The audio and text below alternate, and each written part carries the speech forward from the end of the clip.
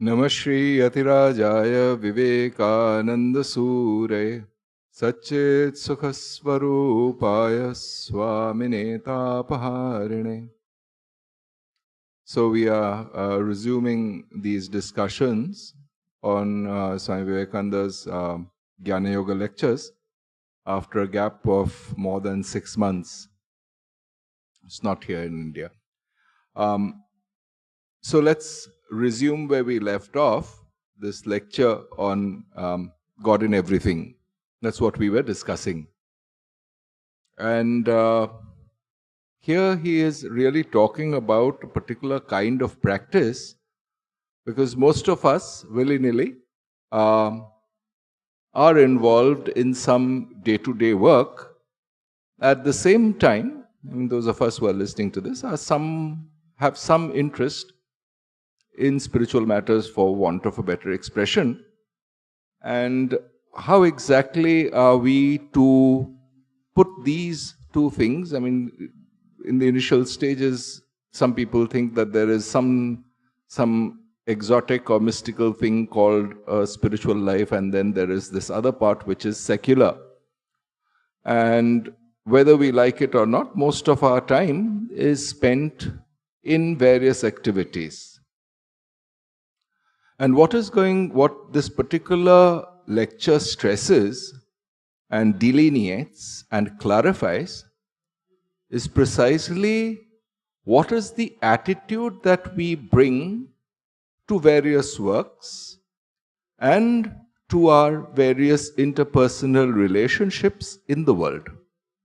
That's the issue that he tries to lay out here. And there are two possible extreme attitudes that can be taken, neither of which are conducive to this kind of subjective growth, is what he has been talking about so far. What are these mistaken attitudes?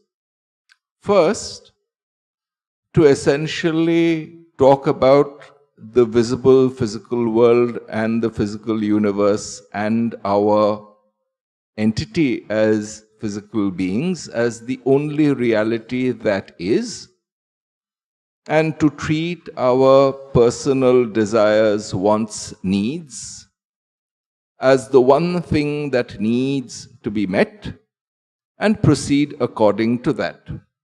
In very crude terms, that is a somewhat superficial, materialistic attitude towards life in general. And invariably what happens is that leading this kind of a life, one comes up with obstacles. Essentially, one understands that wants and needs in the human heart are infinite, and there is no way that they can be satisfied fully in this world we live in. That's the problem with taking this one extreme viewpoint, that this physical world with all its variegated existences is the only reality that is, and the only thing that needs to be given importance. That's one.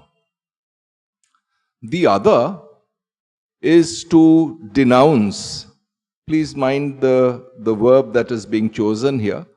Denounce, not renounce. So denounce meaning this extreme other point, which is typically the attitude taken by many organized religions, that this world is nothing and it does not deserve any attention. Give it up and devote yourself to various other practices. Taken literally, it means live away from society, go into some jungle or some mountaintop, live away from society, and that's the only way you will be able to gain solace or peace or joy or spiritual fulfillment, whatever way you want to describe it. And what Vivekananda has been saying here is that both these attitudes are erroneous. And though both these attitudes look as if they are opposite, to each other, there is one thing that is common to both. Both take the world as it is to be real, without asking oneself the question, what do I mean when I say that this world around me with which I interact is real? Who grants the sense of reality to the world? Without delving into this core psyche of ourselves, the faculty, it's got a name nowadays, it's called reification, granting reality. In fact, those who we regard as mad, what has happened is that they have essentially taken a certain narrative, a certain story. Yeah, I mean, there was this joke that we used to hear of this person who was under the impression that these crows were flying overhead were actually secret spies from a different country, and they were really sending us messages. We would laugh at it, basically because this is a certain narrative that has caught hold of a person's mind and it's patently false. On the other hand, the person who believes in that really takes this crows passing by and the thoughts that come into his or her head as very real, and builds his whole life around this patently fake narrative. Now the question is, what is it in our psyche? In this extreme case, we can see, I mean, from a third person point of view, it's something that's clearly false. Why? Because that person has not taken those things and tested them against various things that we know to be real. And that faculty of testing something that I believe to be real against other criteria, this particular faculty of the mind has somehow, for that person, been suppressed. But let's take this person who we would jokingly call mad and see whether there is something in our psyche, in our normal, so-called normal psyche, which is similar to that person or not. From childhood, all of us have this shared belief that this world is real. It's an instinctive reaction. We do not bother to ask ourselves the question, what makes me think so? And here what is being suggested is really an enquiry into this thought or feeling.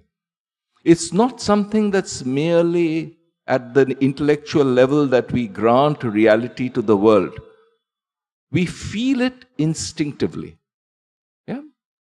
And it is that feeling, that instinct, that needs to be questioned, that needs to be challenged. How? It's by asking ourselves, what exactly do we mean when we say that this is real? That this world around us is real. This questioning, this challenging, this taken for granted hypothesis, this questioning is called Viveka. Yeah? In Sanskrit, it's called Viveka or analysis or discrimination. In particular, it has a particular qualification. It's called Sat Asat Viveka. Sat means that which is. Asat means that which is not. Is, this verb is. Yeah? And the Sanskrit verb analog of that is the dhatu as. Yeah? So from which this word Sat has come. As is the dhatu, that which isness is Sat. Yeah? And we are really asking, what do I mean when I say something is? This is basically inquiry into what reality is about. And here is the phrased in this framework, the two attitudes that are being done away with are: one, all this is real and only all this is real. Yeah, this is what is meant by Jagat Satya or whatever. Yeah, I mean the usual instinctive reaction to the world. It's at a certain level, it's a kind of mindless or instinctive reaction to the world, basically because we have not yet actually identified the faculty which grants reality, the faculty in us, the buddhi, the emotion, the combination of thinking, feeling, willing together, which declares that this world is real. That has not been challenged. And essentially all such philosophies base their ideas on this instinctive belief without enquiring into it. Even such an, I think we've talked about this before, this great agnostic philosopher Bertrand Russell, who happened to have been a logician philosopher, there is some essay where he talks about an introduction to one of his books. He says, naive realism, this attitude, this is all that there is and this is all that we can talk about as real. Naive realism is that attitude, which is the attitude that things are as they are. Lead us to the study of physics, which in turn tells us things are not as they are. In particular, I mean, what he's alluding to is that we think of this chair, this table, this laptop, and then we start inquiring into it.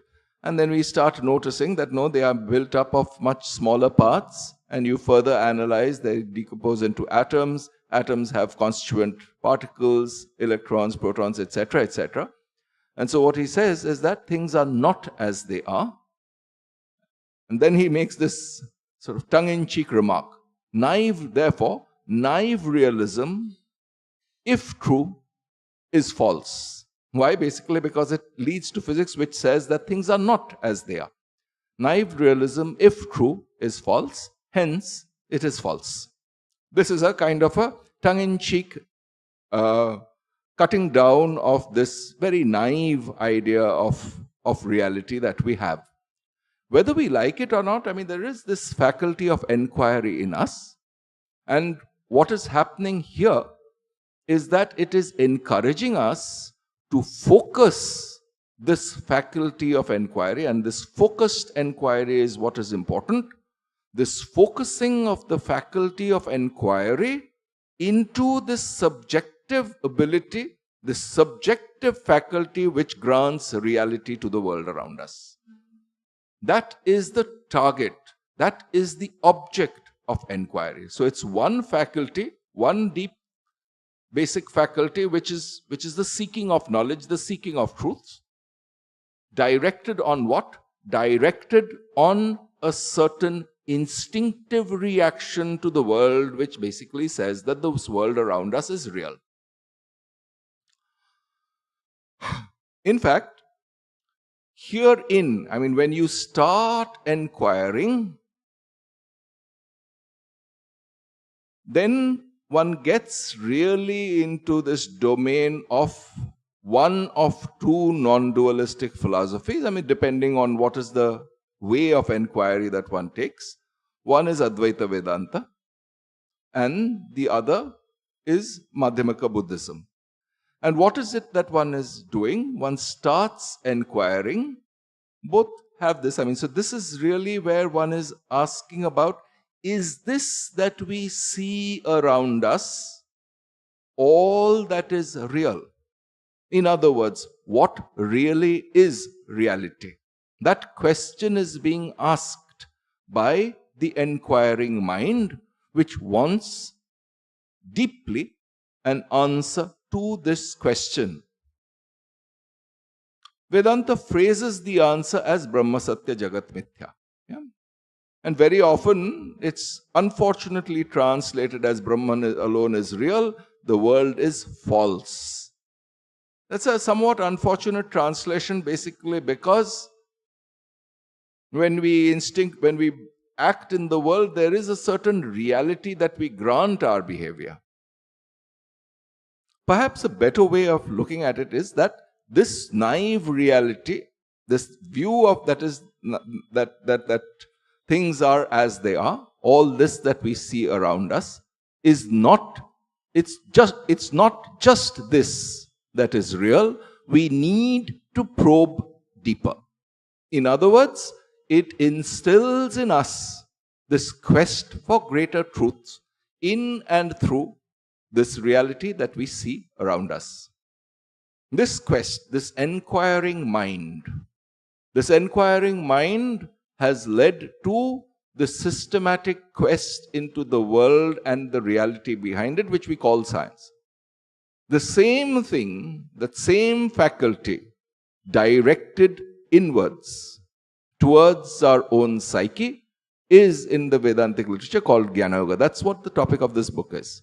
And that analytical inquiry again finds a ramification in the Buddhist literature as well. These two, the Madhyamaka Buddhism and this Vedantic inquiry, are basically the obverse and reverse of the same process.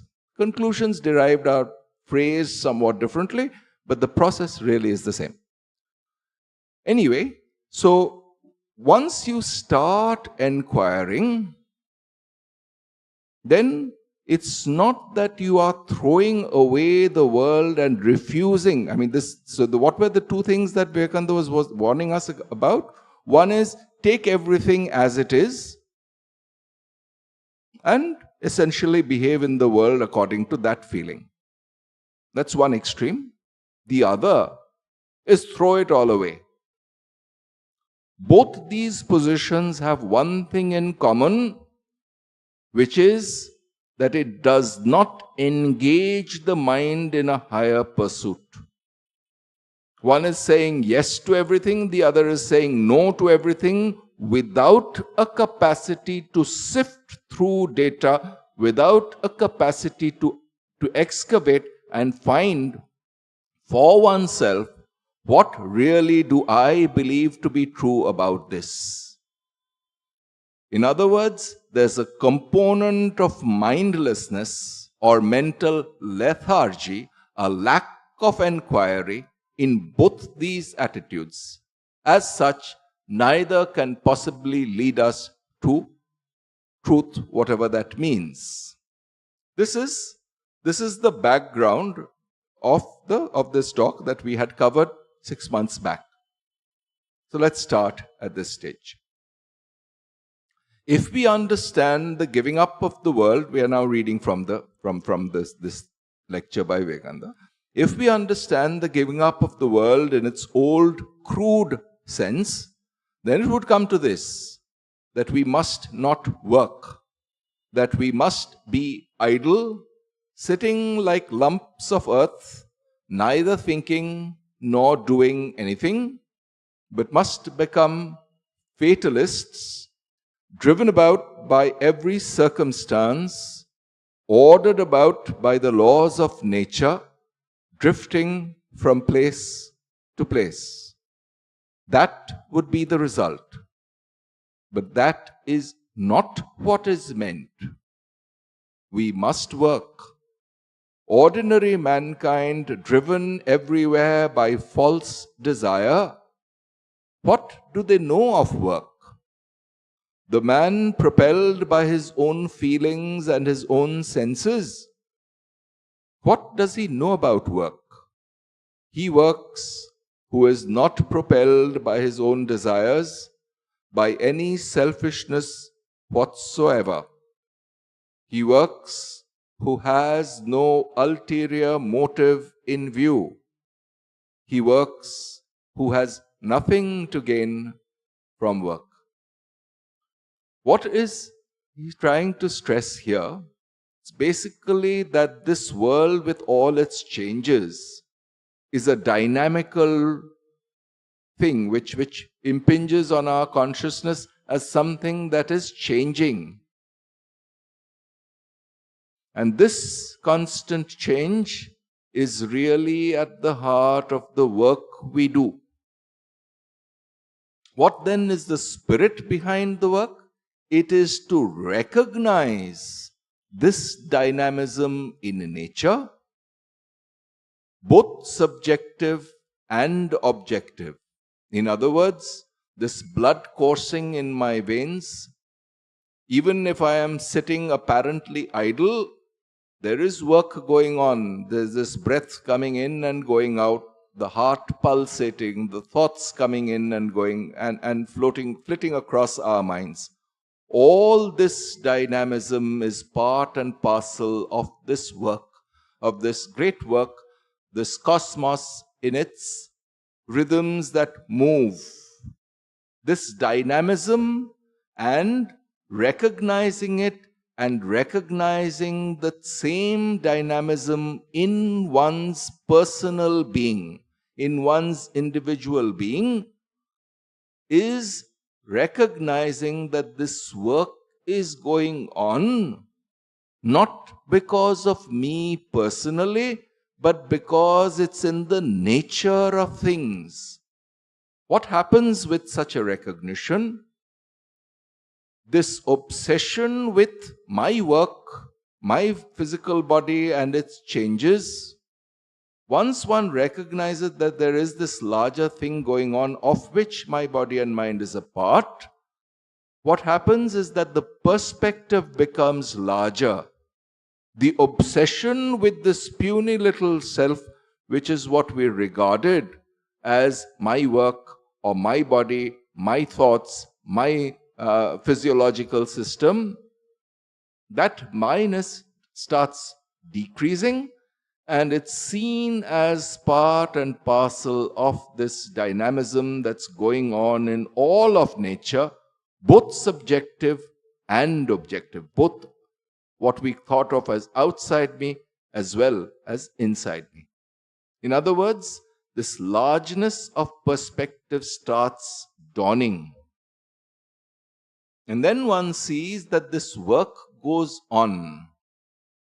This little extension that we had of our little I-ness into this was into this and arrogating some of this as, oh, this is part is my work, that is not mine. This is my body and then my physiology, my blood supply, etc., etc. This was just a convention. Just a conventional truth without basis in a reality. Which means that this little I starts getting undermined and the larger perspective starts dawning. In a very commonsensical sense, commonsensical way, the particles that constitute my physical body and my blood today is not what constituted it, say, 7 years back. This is a medical fact. All cells of the body get replaced. If you probe even deeper, then elements keep changing. It's like a stream that flows, and we give it a name. We call it, this is my body-mind structure, without probing into it. Yeah? What this Vedanta is asking you, look at it from the point of view of enquiry. The Buddhists call this mindfulness. The Vedantin calls it keeping this vivek awake, this capacity for an analytical thinking alive and awake. Yeah? And once one is starts to recognize this larger work that is going on all around us, what happens? The view starts changing. How does the view change? And this he really illustrates. See, most of the time, for some people, depending on the constitution of the mind, this enquiry into truth, it seems a kind of an abstract thing. What are people after? Well, then, satisfaction or joy is something that is very often declared as this is really what we want. This largeness of perspective, as the perspective starts broadening, joy is an inevitable concomitant. It comes along with it. Real core of what is joyfulness, cheerfulness. And this is what he goes on to. See here, in this paragraph, he works who has nothing to gain from work. what he is hinting at is this larger perspective of seeing the work happening rather than trying to think of it, trying to poke one's doership, one's enjoyership into this flow that we call work. Now he tells us basically that really it is this larger attitude that brings with it a certain ineffable joy to one's own existence. And he starts off by saying, who enjoys the picture? The seller or the seer? The seller is busy with his accounts, computing what his gain will be, how much profit he will realize on the picture. His brain is full of that. He is looking at the hammer and watching the bids. He is intent on hearing how fast the bids are rising. That man is enjoying the picture who has gone there without any intention of buying or selling. He looks at the picture and enjoys it. So this whole universe is a picture, and when these desires have vanished, men will enjoy the world, and then this buying and selling and these foolish ideas of possession will be ended. The money lender gone, the buyer gone, the seller gone. This world remains the picture, a beautiful painting. I never read of any more beautiful conception of God than the following. He is the great poet, the ancient poet. The whole universe is his poem, coming in verses and rhymes and rhythms, written in infinite bliss. Kavim Puranam Anushasitaram Anoraniyan Samanusmaredya Sarvasya Dhataram Achintya Rupam Aditya Varanam Tamasah Parastat. Kavim Puranam. He is the great poet, the ancient poet. So there are two places where the similar passages there. One is in the Shvetashvatara, one is in the Bhagavad Gita. When we have given up desires, then alone shall we be able to read and enjoy this universe of God. Then everything will become deified. Nooks and corners, byways and shady places, which we thought dark and unholy, will be all deified. They will all reveal their true nature, and we shall smile at ourselves and think that all this weeping and crying has been but child's play, and we were only standing by watching. Two things are being combined here. It's basically saying the witness attitude, where you see everything with full awareness and alertness, which means complete awareness of everything that is going around, but without extending into that a desire to possess or buying and selling, which means basically this possession, this is mine, that is not extended. It is what it is. And this is exactly what the theist, what the people who follow a devotional path say. This is all that belongs, this whole universe is God's property. It's the same statement, but made from a more devotional point of view. And if you want to, if you're more analytically inclined, more towards truth, it is what it is. There is this nature flowing. What does it bring? With this lifting one's intent out of the stream, it brings with it this larger attitude, this perspective of the witness attitude, so to speak. What it brings is this constant flow of joy and bliss, because that is our own nature. It is these desires to possess something or quit something, that is what mars this flow of bliss, this flow of joy. This is what we start understanding, that we don't have to go and buy ourselves a kilo of joy from elsewhere. It's there in us, it's there in us all the time. It is just that we, with our narrow, fragmented thinking, we have broken that up, and therefore we think that we have to be hunting for this joy in little things. I have to go and get myself an ice cream, and then I will have this little joy that comes from the ice cream. Why? Because now my tongue is titillating and it's giving me a certain sense of irritation. Without quenching it, I will not be able to derive that satisfaction. A desire to possess this ice cream, and that has to be put inside what I call my body, and then only will I have some joy. Nobody has told us that there are these conditions. We impose these conditions on ourselves. And it's who has given this condition for joy to us.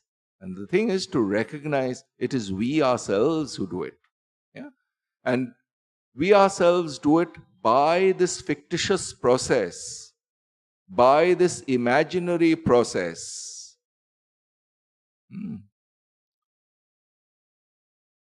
These foolish ideas of possession, as Vivekananda talks about. So basically what is happening is that we are being silly. We are being silly. Say for instance, just imagine, and this has become really, it's something that's pretty, something that we see all the time. So somebody has landed up at a seashore or has is going to a mountain to see this vast scenery. And that vast scenery immediately affects, it affects many of us, either the sight of this vast sea in front of us, or this vast mountains in front of us, calms our mind and fills our mind with a certain joy. But immediately, I have to really take a picture of this, post it on social media or send it on WhatsApp to my friends, saying that, I am now enjoying this. What has happened is that instead of allowing the mind to become quiescent and absorb that joy, what has happened is that, this thing that we want, that is there, that is this joy that is there, I have to capture it in these material terms of a picture, and that has to be sent along either on social media or WhatsApp. What has happened? That little picture has completely obliterated this vast joy that was there all the time. When these vast sceneries evoke this sense of largeness in us, and we have fragmented it, we have broken it up by saying that, no, not this vastness, but the picture of it. In other words, the subjective feeling of largeness, vastness, joy has been destroyed by this little foolish desire to possess that infinite, which it cannot be done. All that we can do is take a picture of it, and that picture is a little thing, it's not the real thing. The subjective experience which was there in the face of this large scenery was very real. And we have destroyed that unconditional joy by deciding to take a picture and thinking foolishly that by taking this picture, we are really capturing it. We cannot capture the vast in that picture. Nobody will say that a picture of say Mount Everest is Mount Everest. That vast, that sense of largeness, the sense of awe, the sense of joy that you get by seeing the vast mountain ranges, the Himalayas in front of you. that is not going to be reflected in that picture. What will be reflected is that if you have enjoyed it and then later on you see the picture, it might remind you of that experience and you might be able to relive it. The subjective experience is what is vitally important, not the picture. This analysis is what is being suggested here. And then if we can take this step back and see all of nature, all of this world around us as this painting, then that sense of vastness, that sense of joy, that sense of peace that we get when seeing mountains, this will be there with us all the time, in and through all the work we do on a day-to-day basis. We'll come back to this next week. Om Shanti Shanti Shanti Harihi Om Tat Sat Shri Ramakrishna Arpanamastu.